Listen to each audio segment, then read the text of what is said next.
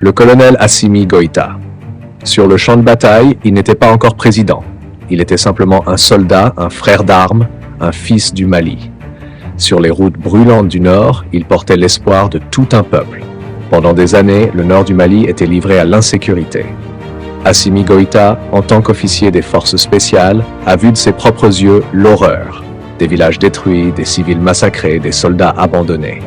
Malgré la douleur, il continuait de se battre. Son objectif était clair, libérer Kidal, cette région symbolique devenue inaccessible. Un jour, alors qu'il était à quelques kilomètres de Kidal, prêt à lancer l'offensive, des militaires français l'ont arrêté. Leur message était glaçant.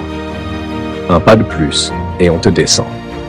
Assami essaye d'avancer et il entend encore « Officier, écoute bien, dernier avertissement, un pas de plus, et tu es abattu. » C'était un choc. Être empêché de libérer sa propre terre par une armée étrangère. Cette scène l'a profondément marqué. Ce jour-là, Assimi Goïta n'a pas pu contenir ses larmes. Ce n'était pas de la peur, mais une douleur profonde, celle d'un patriote brisé par l'humiliation. Il a compris que tant que certains intérêts étrangers contrôlaient les décisions, le Mali ne serait jamais libre. Dans cette douleur, il a fait une promesse intérieure.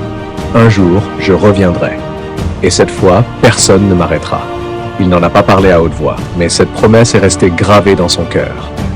En 2021, Assimi Goïta prend les rênes du pays.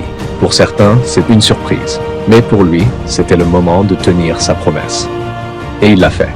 Lorsqu'il a pris le pouvoir, il a libéré Kidal, comme il l'avait promis. Là où autrefois on lui interdisait d'entrer, le drapeau malien flotte à nouveau fièrement. Il a rendu aux Maliens une part de leur dignité. Assimi Goïta n'a jamais recherché la gloire. Il incarne une génération de dirigeants prêts à tout sacrifier pour la souveraineté, la sécurité et l'honneur de leur nation.